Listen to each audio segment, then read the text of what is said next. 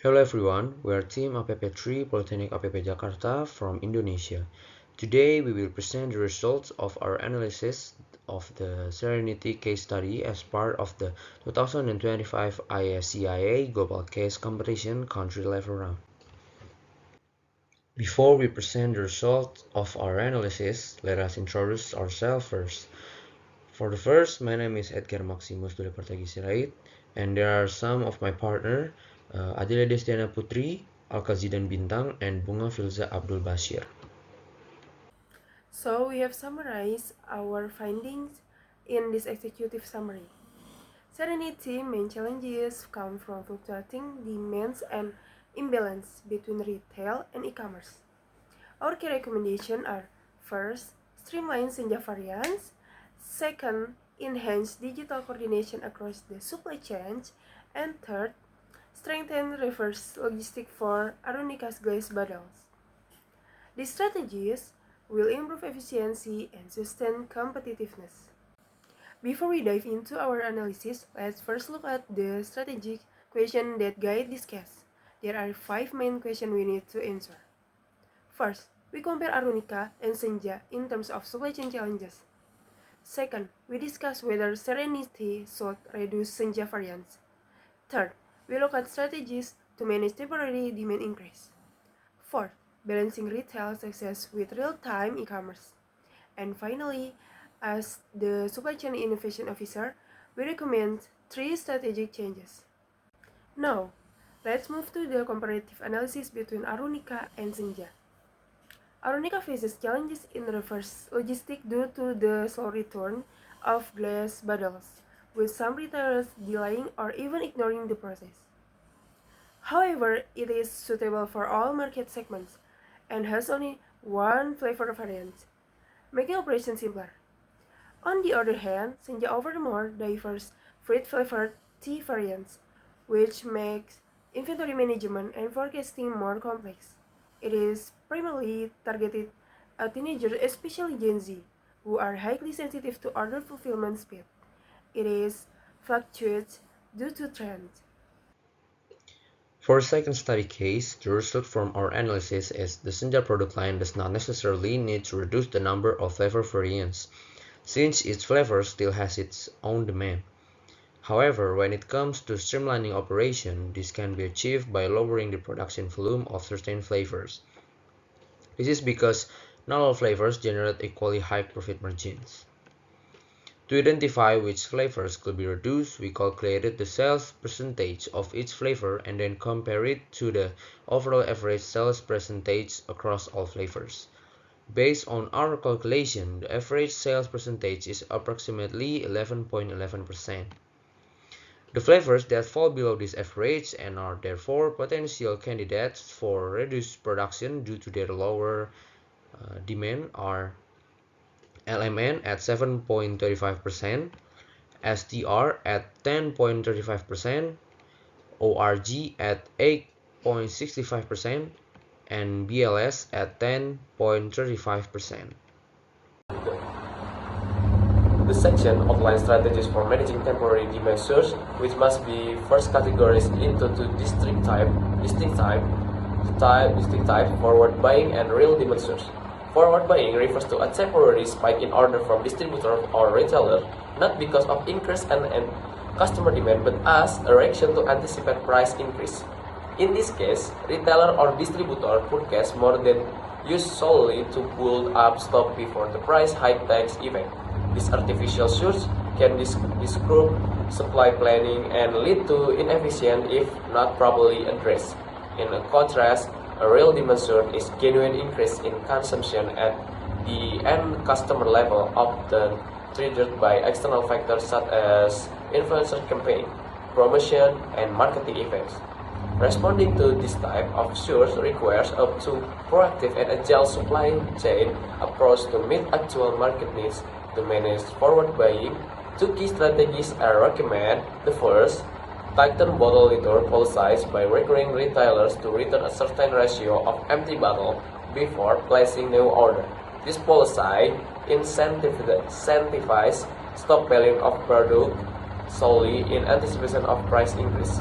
Number two, implement time-based discount, where price reduction are introduced gradually over a defined period. This approach discourages bulk purchase at the beginning of the promotion and reduces the financial incentive for retailers to engage in forward buying behavior. The next for real demonstrators, more advanced planning and cross-functional coordination are needed. Recommended strategies include the first, collaborative forecasting, where the marketing team is responsible for providing supply chain team with detailed information on upcoming campaigns at least 1 week in advance. This includes estimate uplift figures based on historical data and campaign target, enabling better production and distribution planning. Number 2, establish promotional safety stock by storing additional inventory in e-commerce fulfillment centers. The stock quantity should be based on uplift multiplier, typically 3 to 5 times the average daily sales under normal conditions to ensure availability during high demand periods. The third, apply dynamic stock allocation rules, where a defined percentage of inventory is reserved, especially for the most impact channel. For example, allocating 30% of total stock for specific stock keeping unit exclusively to e-commerce during a campaign can prevent stock out in that high demand channel. By implementing differentiated strategies tailored to the nature of the demand surge, companies can maintain supply stability, optimize inventory, and improve responsiveness to fluctuating market conditions. In case for the number 4, effective inventory management across multiple sales channels requires both stock segmentation and real-time visibility to prevent internal competition between channels and ensure optimal product availability. One of the foundational strategies in inventory segmentation, companies like Serenity sold separate buffer stock and based on the sales channel to avoid cross-channel stock cannibalization, which can occur when inventory intended for one channel is redirected to another without coordination. The segmentation consists of the key components.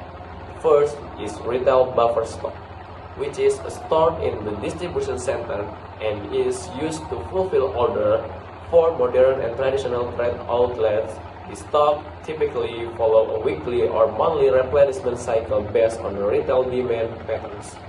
Now the second, e-commerce buffer stock, which is placed in fulfillment centers strategically located near major markets such as Jakarta, Surabaya, and Medan. This proximity allows for rapid order fulfillment, enabling same-day or next-day delivery, which is critical expectation in the e-commerce space. This inventory segmentation allows for the better control of the stock flow, reduce logistical conflict between channels, and ensure that high-priority channels like the e-commerce are not left understocked during peak demand periods. Complementing this approach is implementation of omnichannel inventory visibility. This refers to ability to monitor and manage inventory level across all sales channels, retail, e-commerce, and direct-to-customer in real time. By integrating inventory data across systems, companies can detect potential stock out or overstock situation early, reallocate stock proactively between location or channel when needed, adjust promotional activities or replenishment strategy based on real-time demand. This level of visibility not only improves operational efficiency but also supports strategy, decision making, and enhance customer satisfaction by ensuring consistent product availability across all platforms. Together, inventory segmentation and omnichannel visibility form a cohesive strategy that enables companies to operate a more agile, resilient, and customer-focused supply chain in today's dynamic multi-channel environment. Number 5, 3 important strategies change to improve Serenity supply chain. Point 1, regulation for reverse logistics. The first change is to create a new standard operating procedure for the reverse logistic process. This procedure will have clear rules for returning empty goods bottle from retailers to the company. Retailers who return bottle on time will get a reward, while late returns will get a penalty. This rule will help avoid out-of-stock problem and make the reverse logistic process more effective and efficient. Point 2. Real-time supply chain integration. The second change is to build a real-time system that connects all parties in the supply chain for our Nika and Senja product. This system will make communication easier, help manage stock, and improve demand planning. With one connect platform, we can reduce miscommunication and respond faster to market needs. Point 3. Advanced demand forecasting. The third chance is to use predictive analysis with past data and promotional trends. This will help forecast e-commerce demand increase caused by influencer campaigns or flash sale. Better forecasting will guide the placement of buffer stock across retail and e-commerce channel. This strategy will lower the risk of both stock out and overstock situation.